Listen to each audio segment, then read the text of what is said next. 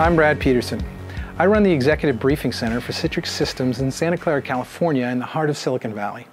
We host our customers here to meet with our leadership team and our product subject matter experts to talk about our products and to hear our corporate vision and strategy. We also hear from our customers on their challenges and the technology that they use.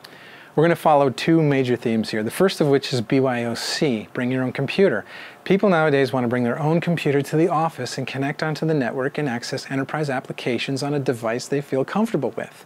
But it's not limited to just computers anymore. There's smartphones and tablets out there too, so it's really BYO3, and that's the first theme.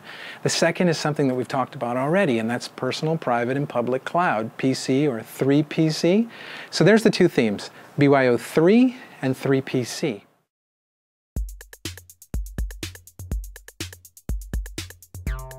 So this is where I go to connect directly into my social network, and I'm using my Samsung Galaxy Tab 10.1 inch running the latest Honeycomb software. Hey Rick, I never thought I'd see you again. It's been since high school. Hey, what's going on? Aunt Sally, how are the kids? Hey, stop poking me or I'll tag your face. I can't believe this. Who knew anyone had so many friends? This is where I go to get my direct source into music and podcasts. I've got my iPhone 4 and my iPad 2. And I also have my Dr. Dre Beats Pro headsets right here so I can directly connect into the source.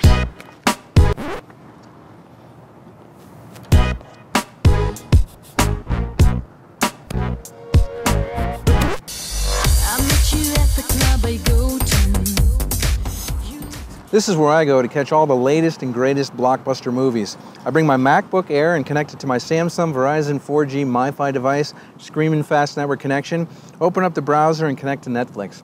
The Microsoft Silverlight player automatically loads and I have access to a huge library of on-demand movies.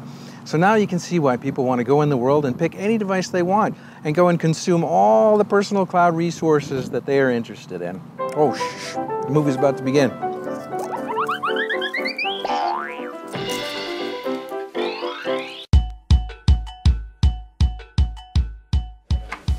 So here we are now in the work environment. In fact, this beautiful open collaborative cube space. And you can see I've got all my BYO3 devices right here. And the challenge now is to get them connected to the enterprise, get the enterprise applications functioning on the devices that I like to use. So in the lower right hand corner is the Citrix receiver icon in the sys tray. And if I click on that and open it up, we get the self-service user interface. And this is where the end user goes and picks the apps they like.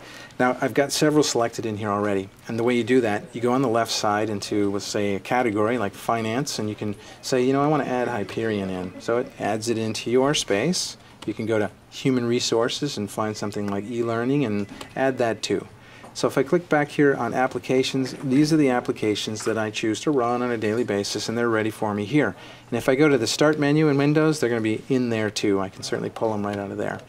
Now the key here is the applications and how they're delivered. Now XenApp delivers applications in two different ways. One of which is installing the application in the data center and running it there and having the pixels sent to your screen here. Now the second method is where the application is profiled into a binary and stored in XenApp in the data center, but when you ask for it to run, it's transferred over to your machine and it executes right here. Okay, we're going to click on the SAP Enterprise Portal. Clicking on this icon initiates the call into the data center. XenApp fires up the application in memory and sends the pixels out here. Finance application, I want to keep it back there. That's our choice, right? And when I'm done using it, I can close this window and nothing left behind. It's nice and safe. And then, of course, we have PowerPoint. Now, this is packaged up as a binary in the data center.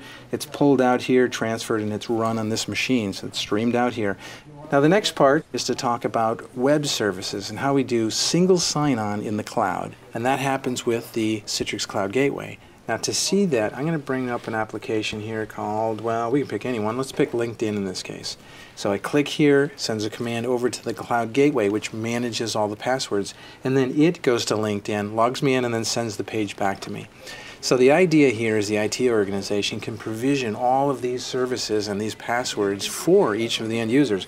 When they join the company, all these things get turned on automatically. All they need to know is their domain password. That's your email password, essentially. Let's see what it looks like. If I double-click on the icon for LinkedIn, browser pops open. Of course, the command goes through Cloud Gateway, goes over to LinkedIn, authenticates, and hands me the page, as you can see here. So I never had to log in. And this would be the same for all the web-based services. So this all lives within Receiver. Getting your applications, whether they're running in the data center, getting your applications, whether they're streamed onto your device, and all of these applications where the password is managed and not on the machine itself, but in the network. And since it's in the network, I can jump in from any one of these devices and in any location, and that link will always go through Cloud Gateway and be managed that way. Now, what we saw here, Receiver, works pretty much the same on all the other devices. Slight differences. Let's go and take a look at the MacBook Air. Now if I go click on that, I can say Open Receiver, and it opens up and gives us a similar user interface that shows us all the different icons and the applications accessible to us. Now if we go into here, let's go into Human Resources, and we'll double click on SAP. It adds it into our applications. So I've got SAP and some Office things here. I can even grab the icon and drop it into the dock, and maybe I'll take Excel down here also. Alright, and then I can minimize Receiver, and now down below I have a mixture of Mac and Windows applications sort of seamlessly sitting together. If I click on SAP, it's going to fire that up, and the same thing goes for Excel, so I can fire that up too. Now these are obviously two different Windows applications. If you need access to these Windows applications, you can get them from any device, including this. And see, you have them here, fully operational. The next device is the Chromebook. This is essentially the Google Chrome browser on hardware. So there's no way to install any software on here at all. So the way we do this is we open up the browser and we send it off to our Receiver web. And that gives us the icons of the apps we want to run. If I click on Excel in this case, it's going to go connect into XenApp, fire off Excel in the data center, and in this case it uses HTML5 to paint the screen. That's the way it's going to get here. And look at this, fully interactive. I can go in here and work with this, and if I go back and open up any other applications, they just click on these and they open up more tabs along the way. So that's very clean. Now the next device is the iPod Touch. Much the same as the iPhone 4. Go to the App Store and pull down the Citrix receiver. Click on that icon. It connects to the same XenApp infrastructure. And here you can see I can go into Finance and Operations and see Hyperion and all those applications.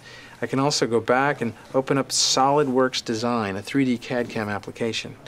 Now normally you would open this up on a heavy-duty workstation and you'd work on the design itself, and that would be ideal. But you can also share your work really on any device, including a smartphone.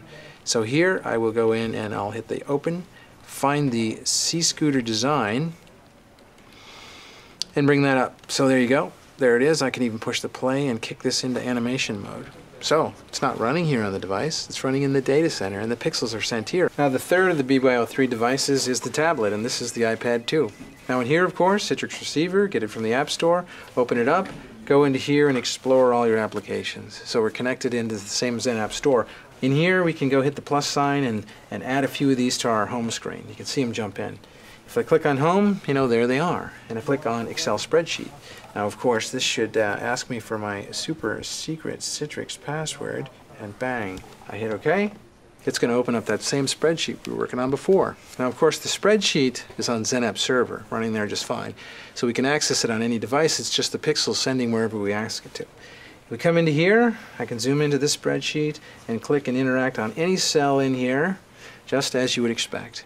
So there you go, BYO3. All the different devices brought into the workforce, connecting up to XenApp, enterprise applications delivering to them seamlessly, to all the devices that I am most comfortable with. There's nothing better than this. Bring all your BYO3 devices in and get your enterprise applications on them. I'm starting to enjoy this work life. The real challenge now is taking it all on the road. When you travel for business, there's nothing better than taking advantage of your time on the plane to get some real work done. Now the key is having the right device and the right access to your apps and data. It's now time to bring out the Virtual Application Service Delivery Cart. Sir, we got a great BYO3 menu for you today. We've got the choice of a computer, a smartphone, or a tablet. What would you like today? Computer, please. Excellent. We've got that right here. Okay. Well, look at this. We've got a beautiful Dell Latitude Z laptop. Super thin, SSDs in here, nice widescreen. You can really work on this thing while you're on a plane.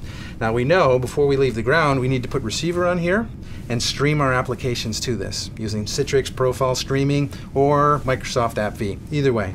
Now when they're here and working, it's going to look like this. Pop in here, double click on PowerPoint, file type association opens up that stream version that's right here, and we can edit away and save everything here.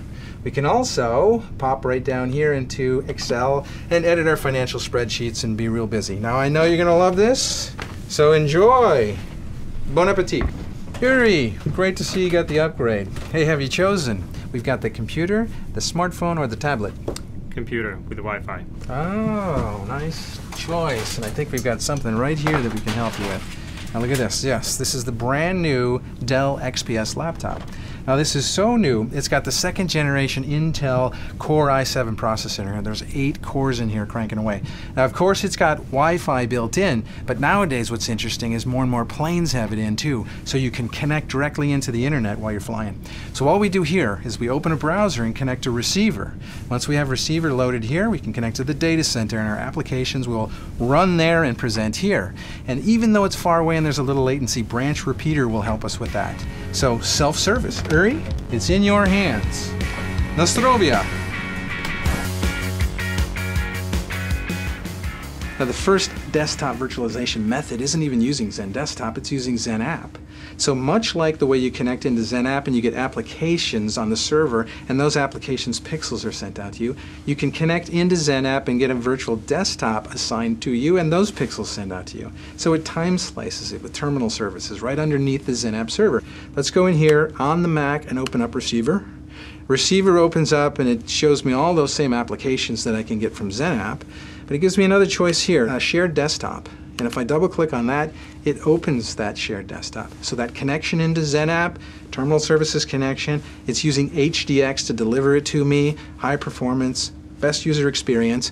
And you can see the applications that I used before when I was in this are still there, you know, the browser and Word and everything. And if I come down into the Start menu, you know, this is Windows. It's a desktop. Now the second method of desktop virtualization is using Zen Desktop. And with that, we're going to connect into a dedicated Windows 7 VM on powerful servers with massive storage. And we have capacity to drive these desktops out to thousands and thousands of people. Now this is a Weiss Zenith Pro, so very low maintenance, boots fast, and connects in. So this will connect me into my Windows 7 virtual machine on the Zen Desktop server. It's a dedicated VM for me, and I connect to it. It's already running. It has my applications open. The pixels are sent straight to me. Now everything that's on the screen here is rendered in the data center. So I move it around, I click, I get a menu off the desktop. All of it's rendered there. The pixels are sent out. Now if I run a super high def video, well, things change a little bit. Now we could render this in the data center and the pixels could be sent here, but that would take a lot of work and might not be this clean. Instead, we detect that within the Weiss device, it has a Windows Media Player inside, and we ask it to pull the bit stream down and render the video. So if we move this, you can see the frame is rendered in the data center, but the video is rendered locally.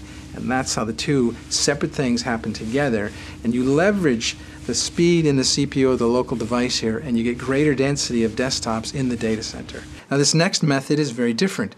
It's where the image is prepared in the data center, but then it comes all the way out and runs on the device. In fact, this device right here. In fact, we've got many of these devices all over the university, these old PCs, and we tear the hard drives out of them and hook them to a high-speed network. And then you boot them, and they PXE boot over the network. So PXE, PXE, pre-boot execution environment, that essentially boots it up, connects it over the network to Citrix provisioning services, and finds its virtual Windows 7 image, pulls it across and pulls it into memory, and it runs it right here. The CPU here and the memory here. And when it boots up, you have receiver. And you can get all your applications and they work great. And when you're done, you shut it off and there's nothing left behind. Your apps and your data are in the data center safely where they should be. And there's just no storage, there's no bits here at all. We take a laptop like this and format the hard drive and lay down Zen Client right on the bare metal. And now on top of this, you can drop in a virtual machine. In fact, multiple virtual machines. I have one here for business use and I have one here for personal use. Now I'm at the branch office cafe with all of my friends having lunch here. here. And the first thing that I did was I connected into the corporate office to pull down my business VM. And it's pretty quick, even though it's pretty large, because I have a branch repeater on my end and at the corporate side. It compresses and optimizes the delivery of the VM, and it lands right here, and now I can use it. So let's go in and take a look at what it looks like to use 2 VMs sharing the resources of one laptop. We go into the personal icon first. So we go in here, and here's Windows 7, and this is my version. I actually installed it. I put a DVD drive in, and I installed my own Windows 7, and it dropped it right on the hypervisor, and I get to do with this what I choose. So here I have a browser opened up, and I'm opening up, iTunes and playing music. I can also have Skype open, and if I open Skype, you can see I've got my video cam all connected. Now remember, the video cam is hardware in here, so my Windows 7 operating system sits on the hypervisor and then connects down through to the webcam hardware. So it shares that with the other VMs on here as well, and it optimizes the performance. If I want to go over to the business side, I click on the tab, and I come up and click on Business. And on the business side, I have everything that the corporation would like to provide me. And I can open up PowerPoint in here in this case, and even connect into SAP Enterprise portal to do expense reports and things like that. Now you also need to remember that you don't have to choose ahead of time which method you use where in the company. You can get Citrix Zen Desktop Platinum Edition, and with that you can choose later. You can deploy any method in any part of your organization with any user and on any device. Now with Receiver providing access to virtualized enterprise applications and desktops from any device, anywhere, anytime, combined with the Cloud Gateway managing single sign-on to all apps and web services, and Cloud Bridge creating the seamless connection between private and public clouds to instantly provision additional processing capacity just when you need it, you might ask the question, are we all going to be working all the time? Yet when you stop and think about the fact that we don't have to go to a specific location or use a specific device anymore, then you ask, where is work? It's wherever you are at the moment you need it. And where is life?